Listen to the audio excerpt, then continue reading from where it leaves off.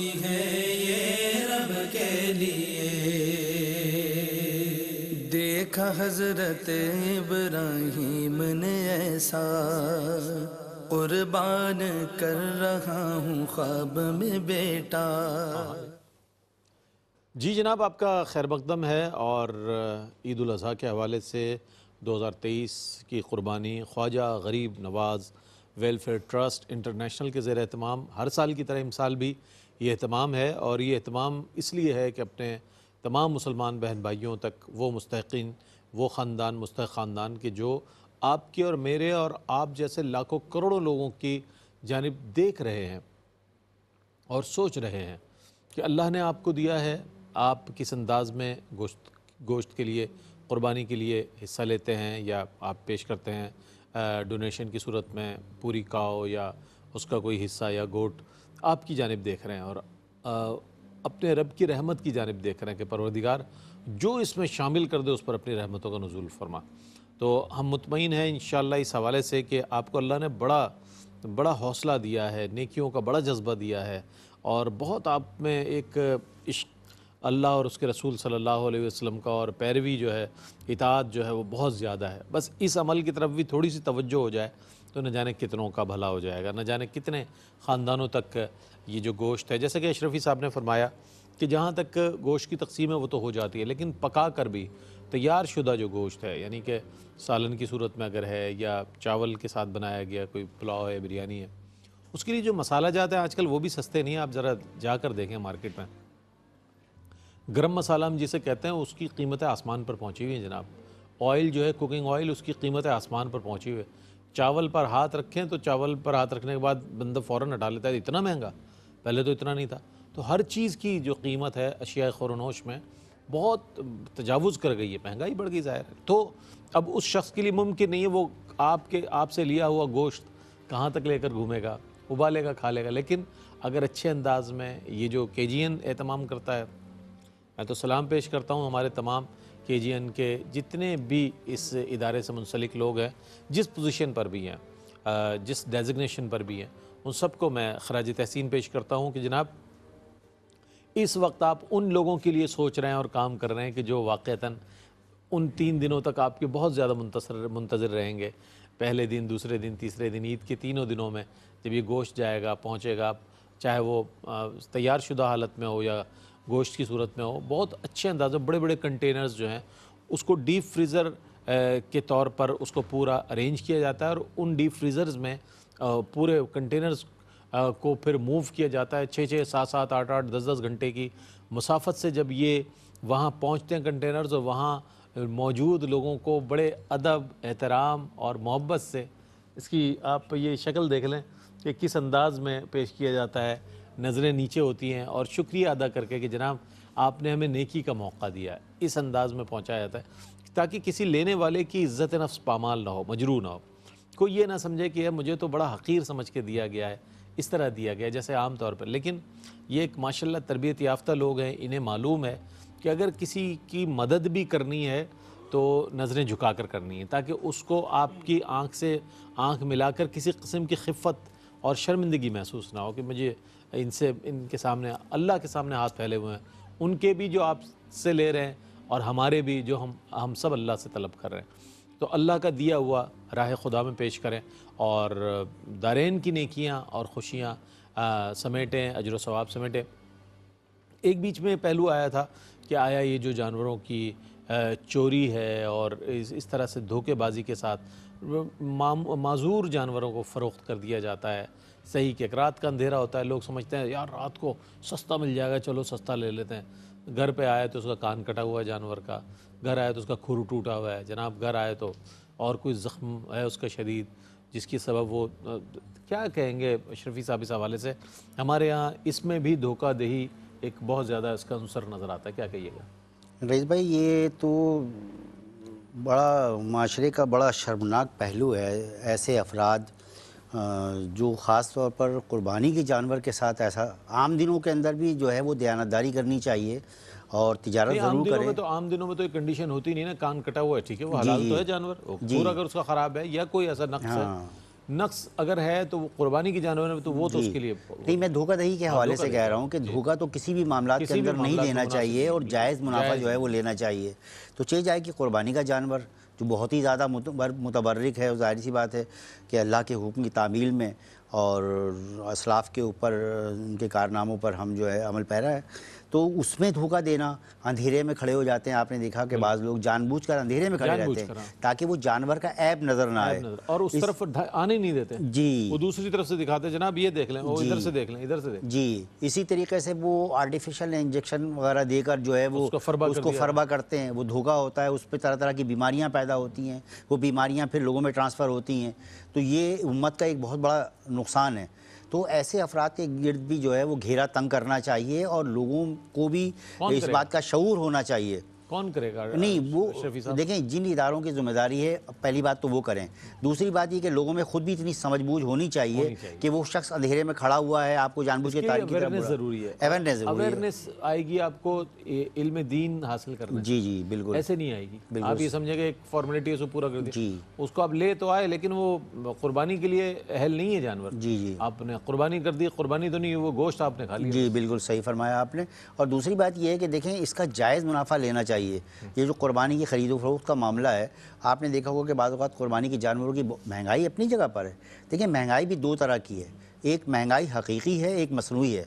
ایک مصنوعی کیا ہے کہ جو پیداواری لاگت مثال کے طور پر کسی چیز کی 50 روپے آتی ہے اور ہم اس کو منافع کے ساتھ جو ہے وہ 100 روپے کی کر دیں، 60-70 کیا جا سکتا ہے کم منافع کے ساتھ. اور خاص طور پر یہ تو نیکی کا کام ہے، اس کے اندر تو تاجر حضرات کو بھی آگے بڑھ کر جو ہے لوگوں کی خدمت کرنی چاہیے اور دھوکہ دہی سے دور رہنا چاہیے. علامہ صاحب نے فرمایا قربانی کے جانوروں کی چوری کا معاملہ تھا، اس حوالے سے اگر آپ کی اجازت ہو تو میں کچھ عرض کروں کہ ایک صاحب کہنے لگے کہ چونکہ غربت بہت زیادہ ہے، لوگ پریشان ہیں، اس وجہ سے یہ جو ہے نا یہ چوری چکاری ہوتی ہے. ایسا نہیں ہے. یہ ایسے افراد جو ہے معاشرے کے چہرے پر کلنک کا ٹیکا ہیں کہ دیکھیں گناہ دو ٹائپ کے ہوتے ہیں. ایک تو یہ ہوتا ہے کہ عام جگہ پر گناہ کرنا، ایک مسجد میں گناہ کرنا، دونوں جگہ فرق ہے. اور ایک عام جرم ہے اور ایک جو قربانی کے لیے جانور لایا گیا اس کو چھین لینا یا اس کو چوری کر لینا. اب دیکھیں کوئی غریب آدمی ہے، اس نے اتنی محنت سے بعض لوگ تو BC ڈال کے تھوڑے تھوڑے پیسے جمع کر کے بڑی حسرت کے ساتھ جو ہے نا وہ کوئی جانور لے کر آتے ہیں کہ چلو بھئی ہمارا حق ادا ہو جائے گا. اب کوئی شخص ان کا بکرا چوری کر کے لے جائے، ان کے بچوں کے دلوں پہ کیا گزرے گی؟ ان کا دل تو اسی وقت کٹ جائے گا نا. تو یہ اچھا. دوسری بات یہ ہے کہ جیسے آپ نے فرمایا کہ بھئی کس کی ذمہ داری ہے، تو ذمہ داری تو اجتماعی ہے. اب دیکھیں کسی کا جانور چوری ہو جاتا ہے، وہ FIR کٹانے کے لیے پہلی بات تو لوگ جاتے نہیں ہیں. اگر وہ مثال کے طور پر چلی بھی گئے تھانے کے اندر تو ان سے پوچھا جاتا ہے کہ جناب کیا نشانی ہے، یہ ہے وہ ہے. بھائی کوئی گاڑی تھوڑی اس کی نمبر پلیٹ لگی ہوگی، الٹا وہی مجرم بن جاتا ہے. الٹا مجرم بن جاتا ہے. اور ہم نے تو نہیں سنا، چونکہ میرا تعلق شعبہ صحافت سے ہے اور صحافت کا شعبہ جو ہے معاشرے کا عکاس ہے. لوگوں سے ملاقاتیں ہوتی ہیں، ان سے گفتگو کرنے کا موقع ملتا ہے، تو پھر وہ شکایت کرتے ہیں کہ ہم نے نہیں دیکھا کہ کسی کا چوری ہونے والا جانور جو اس کو واپس مل گیا ہو. اور اتنے بڑے پیمانے پہ یہ سلسلہ چل رہا ہے. تو ایسے لوگ کوئی مفلوق الحال نہیں ہیں، کسی غربت کی وجہ سے انہوں نے لوٹ مار نہیں کی. جب ہم خریدیں تو کوشش کریں کہ ایسا جانور خریدیں جس میں نقص نہ ہو. جی. اور پھر اس کو جب لا کر رکھیں تو پھر اس طرح نگہداشت کریں کہ جیسے واقعتاً آپ ایک شوق سے لے کر آئیں تو اس کو زنجیر سے باندھ دیں، کوئی گارڈ کھڑا کر دیں. جی جی بالکل، چوکیداری نظام ہونا چاہیے تاکہ اس کو قربانی تک جو ہے آپ صحیح نگہداشت بھی ہو جائے بالکل اور اس کی خدمت بھی جو ہے. بہت اچھی بات کہی آپ نے. اور یہ چیز ہم سمجھتے ہیں کہ جناب لے آئے نا بس ہماری ذمہ داری پوری کی. اب محلے کے لڑکے جانے اور یہ قربانی کا جانور ایسا نہیں ہوتا ہے. بات یہ کہ آپ جب لے کر آپ کی پوری رسپانسبلٹی ہے اس کو اس کا کھلانا، اس کو پانی کا انتظام کرنا، اس کے لیے بہتر انتظام کرنا. چونکہ وہ مہمان ہے، وہ چلا جائے گا عید کے دن یا دوسرے دن جب آپ نے قربان کرنا ہے تو وہ اپنی جان دے کر چلا جائے گا اور اللہ کی راہ میں، اللہ کی بارگاہ میں پہنچ جائے گا. لیکن آپ کی جو ذمہ داری ہے چند دنوں کی ہے. ظاہر ہے ہم تو جب شہروں میں لے کر آتے ہیں تو 1 2 3 دن 4 دن، ہفتہ 10 دن 20 دن، کوئی مہینہ پہلے لے آتا ہے. لیکن اس کے پورے انتظامات کرنے چاہیے تاکہ یہ ایسے جو معاملات ہیں، جو مسائل ہیں، وہ ہمارے سامنے نہ آ سکے. اچھا علامہ صاحب، چونکہ یہ آخری سیگمنٹ ہے، صرف قربانی کرنا مقصد ہے یا یہ کہ پھر ایک تو وہ جو قربانی سے پہلے کے عوامل ہیں جن پر ذکر کیا، ایک وہ جو ہماری ذمہ داریاں جو قربانی کے بعد ہیں. مثال کے طور پر آلائشیں جو ہے، مثال کے طور پر آلائشیں سڑکوں پر پھینک دی جاتی ہیں، ادھر یہ نکالی اجڑی، یہ ڈالا، یہ آنتیں نکالی ادھر پہ یہ اپنا جو ہے کھال بھی زمین پہ پڑی ہوئی ہے، خون بھی بکھرا ہوا، جناب آپ گوشت لے گئے اندر اور اس میں مکھیاں لگ رہی ہیں، نمازی آ رہے ہیں جا رہے ہیں، وضو ظاہر ہے ظہر کا وقت فوراً آ جاتا ہے. یہ جو ہمارے لیے یہ بھی تو ہماری معاشرتی ذمہ داری ہے نا بطور مسلمان، کہ اس کو ہم کس طرح مینیج کریں کہ لوگوں کے لیے بھی وہ مسئلہ نہ پیدا کریں. بسم اللہ الرحمن الرحیم. جی میں آپ کے اس سوال کی طرف بھی آؤں گا. اس سے قبل، اس سے پہلے والے سیگمنٹ کے لاسٹ میں آپ جو گفتگو فرما رہے تھے، چونکہ ARY QTV کا خاصہ ہے کہ یہاں پر اصلاحی گفتگو کو فوقیت دی جاتی ہے. کوشش ہوتی ہے کہ ہمارا پروگرام دیکھنے کے بعد کچھ لوگ اپنے مزاج میں اصلاح پیدا کر سکیں، معاشرے کو خوبصورت بنایا جا سکے. تو اس میں وہ جو آپ نے ایک پہلو کی طرف اشارہ کیا نا کہ بالکل کچھ مخصوص ایام کے اندر آ کر سوشل میڈیا پر ایک تحریک شروع ہو جاتی ہے کہ بجائے قربانی کرنے کے آپ کچھ شادیاں کرا دیتے. ایک آدمی 2 دفعہ حج کر چکا ہے، 4 دفعہ حج کر چکا ہے، وہ پھر حج بیت اللہ کے لیے جا رہا ہے، تو اس کی بجائے کچھ لوگوں کے گھر میں راشن ڈال دیا جاتا. تو دیکھیں اس کے لیے میں یہ عرض کروں گا کہ ہمارے معاشرے کا ایک پہلو یہ بھی ہے کہ اگر ہم نے ایک اچھی سوسائٹی میں پلاٹ خرید لیا یا مکان لے لیا، ہم نے دوستوں کو بتایا تو وہ کہتے ہیں کہ پھر دعوت ہو جائے. ہم ایک اچھے ہوٹل میں دعوت کرتے ہیں. ہم نے گاڑی خرید لی تو دوستوں کی ڈیمانڈ ہوتی ہے کہ دعوت کی جائے، ہم نے ایک اچھے ہوٹل میں دعوت کی. ہمارا بیٹا اسکول میں فرسٹ پوزیشن میں آ گیا، ہم نے ایک باربیکیو پارٹی کا اہتمام کر لیا. بیٹی کی شادی ہو گئی، ہم نے بڑا بینکویٹ بک کروا لیا. تو جب بیٹی کی شادی پر ہم نے بڑا بینکویٹ بک کروا لیا تھا تو اس وقت لوگوں کو یہ خیال کیوں نہیں آیا کہ آپ ایک چھوٹے سے حال میں شادی کر کے 10 غریب بچیوں کی شادی کروا دیتے؟ تب بھی ہو جاتا. بیٹا فرسٹ آیا تھا تو بڑی باربیکیو پارٹی کا اہتمام کرنے کے بجائے کچھ خاندانوں کو راشن ڈلوا دیتے. نہ بڑا بنگلہ لینے پر یہ لوگوں کی سوچ ہوتی ہے، نہ بڑی گاڑی پر ہوتی ہے، نہ بڑی شادی پر ہوتی ہے، نہ مایوں جیسی اور نہ دوسری خرافات پر ہوتی ہے، غیر مذہبی اور برتھ ڈے پر بھی نہیں ہوتی. جب حج بیت اللہ کی بات آتی ہے، اسلام کی کسی سیلیبریٹی کی بات آتی ہے یا قربانی کی بات آتی ہے تو لوگوں کو یہ خیال آتا ہے. تو اس کی اصل میں وجہ یہ ہے کہ ہماری نظر میں نا اب جو وہی بات جو ہم مادیت کی طرف زیادہ راغب ہو گئے، ہمیں ان چیزوں کے مفادات براہ راست نظر نہیں آ رہے ہوتے اور ہم ایک سوچی سمجھی پلاننگ کے تحت اس پہ کوشش کرتے ہیں اور پھر بہت سارے لوگ ہمارے اس پلاننگ کا شکار ہو جاتے ہیں بغیر کسی غور و فکر کے. تو میں یہ عرض کروں گا اپنے اس پلیٹ فارم کے ذریعے کہ ہمیشہ تقابل عبادت کا عبادت کے مقابلے میں نہیں ہوتا، ہمیشہ تقابل عبادت کا گناہ کے مقابلے میں ہوتا ہے. تو اس لیے حج بیت اللہ کا تقابل غریب کی بیٹی کی شادی کے ساتھ نہیں ہو سکتا. اسی طرح قربانی کا تقابل کسی کے گھر کے راشن کے ساتھ نہیں ہو سکتا. کسی کے گھر کے راشن کا تقابل فضول خرچی کے ساتھ ہو سکتا ہے، حج بیت اللہ کے معاملے میں تقابل نہیں ہو سکتا. تو اس لیے ہمیں چاہیے کہ ذرا غور و فکر کریں، معاملے کو سمجھ کر اس کے اندر کوشش، ہم استعمال نہ ہو جائیں، لوگ ہمیں استعمال کریں، اپنے مفاد حاصل کریں. ایک بات یہ تھی، اس میں ہمیں بالکل غور و فکر کرنا چاہیے. اچھی بات. اچھا، دوسرے نمبر پر باقی یہ جو آپ نے بڑی خوبصورت بات کی ہے کہ قربانی فقط میں یہ عرض کروں کہ جانور کی گردن پر چھری پھیرنے کا نام نہیں ہے. ہم یہی سمجھتے ہیں کہ ایک جانور لیا چند پیسوں کا اور قربانی ہو گئی. نہیں، قربانی اصل میں بہت سارے معاملات ہیں. قربانی اس جانور سے پہلے بھی ہوتی ہے، اس جانور کے بعد بھی ہے.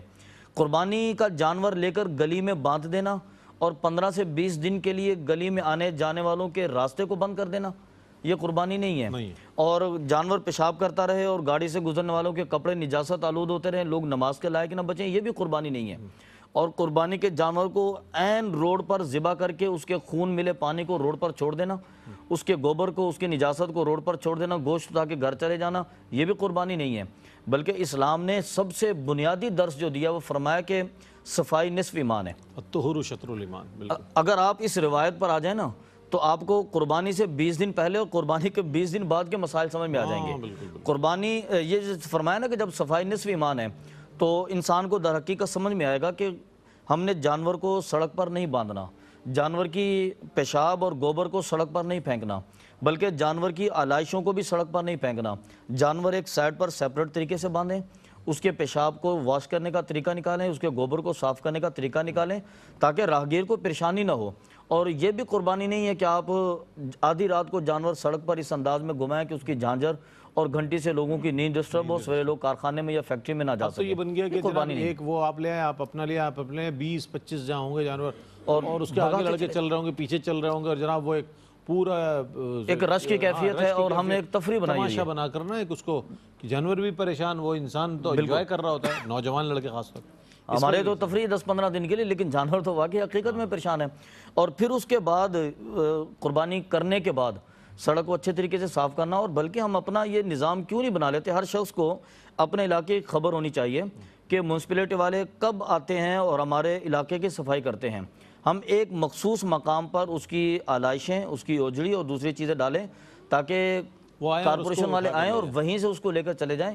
اس سے بنیادی فائدہ اصل میں یہ ہوگا کہ ہمارا معاشرہ صاف ہوگا، ہماری سوسائٹی، ہمارا محلہ، ہماری گلی پاکیزہ ہوگی، صاف ستھری ہوگی، کیونکہ معاذاللہ تعفن پھیلے گا تو بیمار کون ہوگا؟ ہم ہوں گے، ہمارے بچے ہوں گے۔ اگر اس سے نجاست پھیلے گی تو کپڑے کس کے آلودہ ہوں گے؟ ہمارے ہوں گے۔ اگر اس سے سوسائٹی خراب ہوگی تو ہمارے ہی گھر اس سے متاثر ہوں گے۔ اس لیے ہمیں چاہیے کہ اس کو بڑے خوبصورت انداز میں کرنا چاہیے۔ اور دوسری بات ہے کہ ہم معاشرے کے اندر خوبصورتی کو پروان چڑھائیں۔ ہم اپنے معاشرے کے نازک پہلو کو سب سے پہلے لوگوں کے سامنے اجاگر کرتے ہیں، اس کی بجائے ہمیں خوبصورت پہلو کو اجاگر کرنا چاہیے۔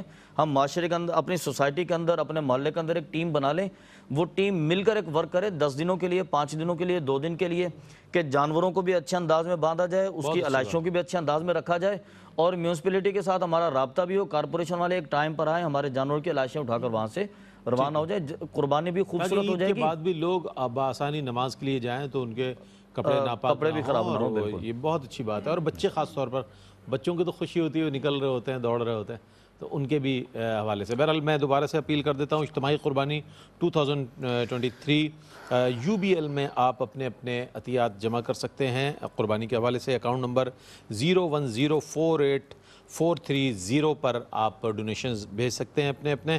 اور ایک بار پھر میں بتا دوں آپ کو کہ کاؤ میں جو شیئر ہے وہ 16,000 پاکستانی روپیز کے حساب سے ہے۔ فل کاؤ اگر آپ کرنا چاہتے ہیں تو 1,12,000 1,12,000 روپے میں آپ ایک فل کاؤ کر سکتے ہیں۔ گوٹ کے حوالے سے 28,000 پاکستانی روپیز میں آپ کر سکتے ہیں۔ اس کے علاوہ ڈونیشن آن لائن میں آپ کے جو ویزا اور ماسٹر کارڈ ہے، ویزا کارڈ اور ماسٹر کارڈ دونوں ایکسیپٹڈ ہے، ان دونوں کو آپ استعمال کر سکتے ہیں، اور ان کو استعمال کر کے بلکہ بہترین استعمال کر سکتے ہیں۔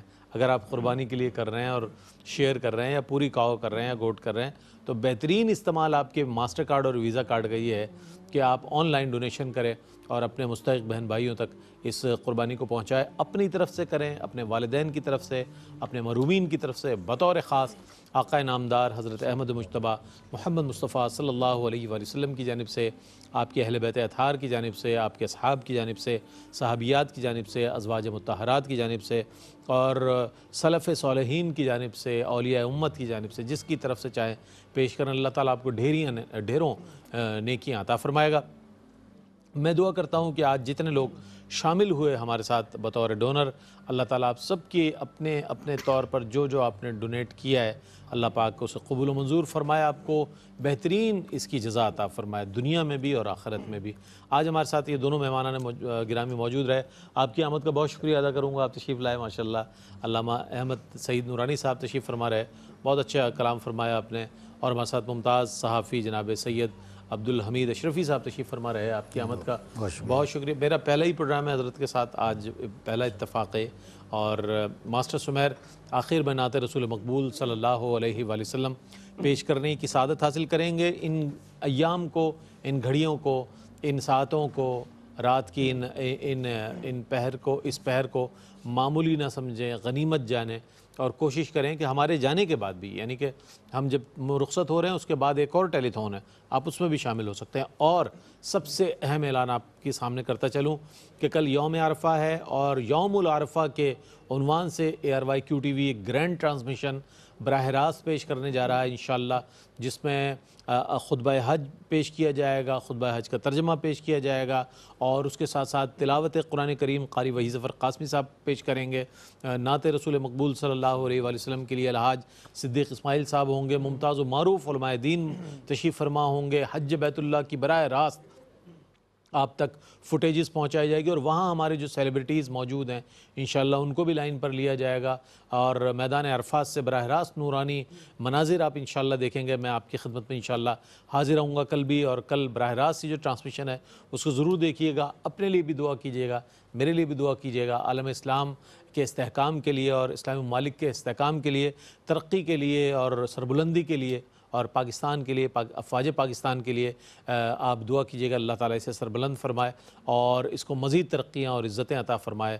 ہمارے ملک کو، وطن عزیز پاکستان کو اللہ تعالیٰ پوری دنیا میں جو ہے سربلند فرمائے، سرخرو فرمائے، اور اس میں مزید برکت عطا فرمائے۔ آخر میں نعت رسول مقبول صلی اللہ علیہ وآلہ وسلم پیش کریں گے جناب ماسٹر سمیر، اور آپ کی آمد کا بھی بہت شکریہ ادا کروں گا آخر میں اس کے ساتھ ہی اپنے میزبان محمد رئیس احمد کو اجازت دیجیے۔ کل انشاءاللہ یوم العرفہ کی ٹرانسمیشن میں آپ سے صبح ملاقات ہوگی۔ کل تک کے لیے اپنے میزبان محمد رئیس احمد کو اجازت دیجیے، اللہ حافظ۔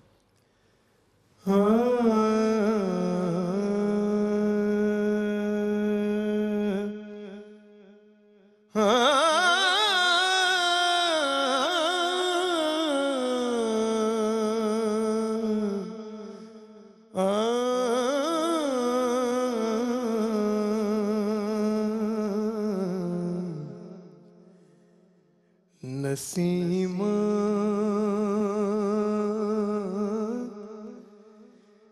جانب بطحا گزر کن،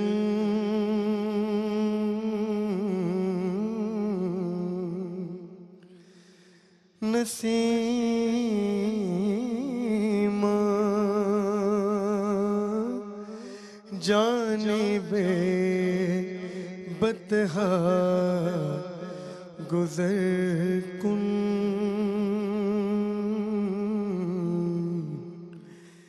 ز احوالم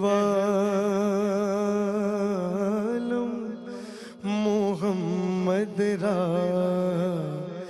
خبر کن، ز احوالم محمد را خبر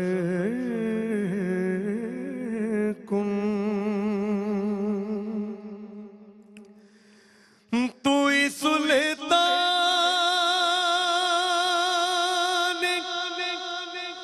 عالم یا محمد،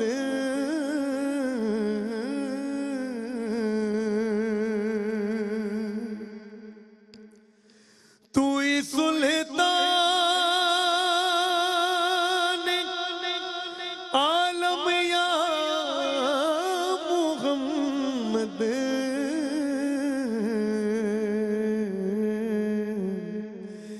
زروئے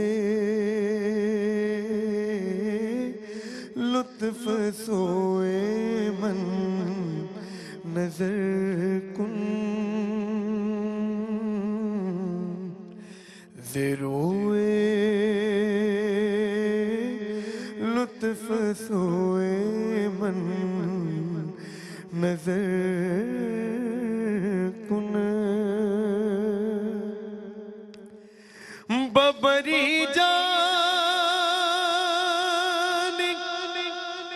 مشتاقم دراجہ،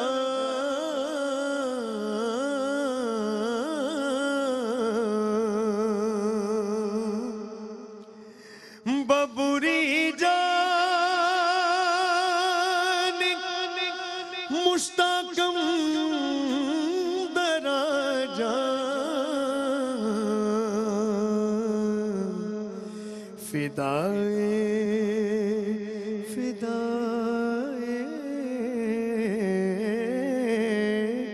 روضائے خیر البشر کن، فدائے روضائے خیر البشر کن، مشرف گرچہ شد جامی